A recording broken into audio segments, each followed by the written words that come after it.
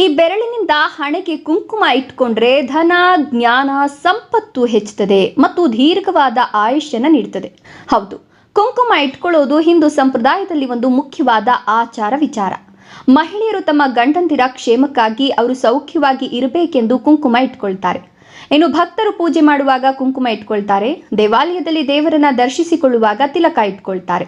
ಇನ್ನು ಶಿವಭಕ್ತರು ವಿಭೂತಿ ಧರಿಸಿದ್ರೆ, ವಿಷ್ಣು ಭಕ್ತರು ನಾಮ ಧರಿಸ್ತಾರೆ. ಅದೇನೇ ಇರಲಿ, ಎಲ್ಲವೂ ತಿಲಕವಾಗಿಯೇ ಪರಿಗಣಿಸಲಾಗ್ತದೆ.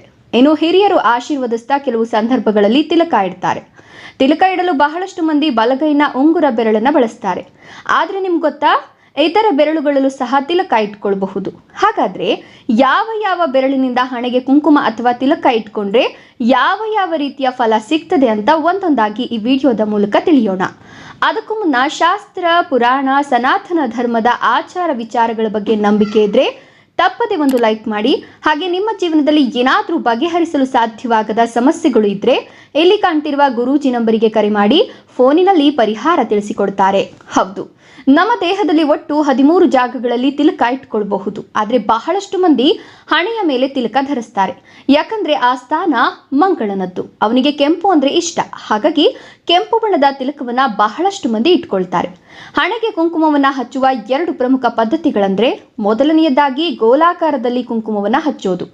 ಈ ರೀತಿ ಕುಂಕುಮ ಹಚ್ಚೋದ್ರಿಂದ ಸ್ತ್ರೀಯರಲ್ಲಿ ದುರ್ಗಾದೇವಿಯ ತತ್ವವು ಅಧಿಕ ಪ್ರಮಾಣದಲ್ಲಿ ಕಾರ್ಯನಿರತವಾಗ್ತದೆ ಮತ್ತು ಅವಳ ಶಕ್ತಿಯು ಬಹಳಷ್ಟು ಪ್ರಮಾಣದಲ್ಲಿ ವಾತಾವರಣದಲ್ಲಿ ಪ್ರೇಕ್ಷೇಪಿತವಾಗ್ತದೆ. ಇಂತಹ ಸ್ತ್ರೀಯರಿಗೆ ಧರ್ಮಾಚರಣೆ ಮತ್ತು ಸಾಧನೆಯನ್ನ ಮಾಡಲು ದುರ್ಗಾದೇವಿಯ ಸುಗುಣ ಶಕ್ತಿ ಮತ್ತು ಚೈತನ್ಯವು ಅಧಿಕ ಪ್ರಮಾಣದಲ್ಲಿ ಸಿಗ್ತದೆ.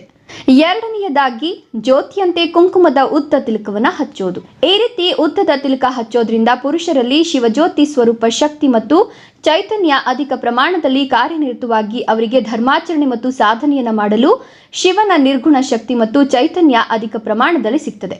ಇನ್ನು ಯಾವ ಬೆರಳಿನಿಂದ ಕುಂಕುಮ ಇಟ್ಕೊಂಡ್ರೆ ಯಾವ ಫಲ ಸಿಗ್ತದೆ ನೋಡೋಣ. ಮೊದಲನೆಯದಾಗಿ ಮಧ್ಯದ ಬೆರಳು. ಹಿಂದೂ ಶಾಸ್ತ್ರದ ಪ್ರಕಾರ ಮಧ್ಯದ ಬೆರಳು ಶನಿ ಗ್ರಹದ ಸ್ಥಾನ.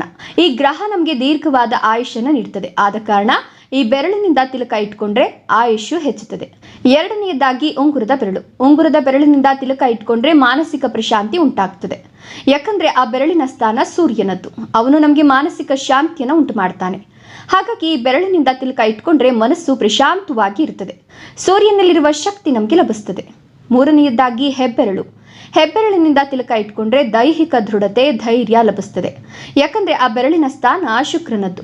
ಅವನು ನಮಗೆ ಬೆಟ್ಟದಷ್ಟು ಶಕ್ತಿ ನೀಡ್ತಾನೆ. ವಿಜ್ಞಾನವನ್ನ, ಆರೋಗ್ಯವನ್ನ ಸಹ ಉಂಟು ಮಾಡ್ತಾನೆ. ನಾಲ್ಕನೆಯದಾಗಿ ತೋರು ಬೆರಳು. ತೋರು ಬೆರಳಿನಿಂದ ತಿಲಕ ಇಟ್ಕೊಂಡ್ರೆ ಮೋಕ್ಷ ಲಭಿಸ್ತದೆ. ಆ ಬೆರಳಿನ ಸ್ಥಾನ ಗುರು.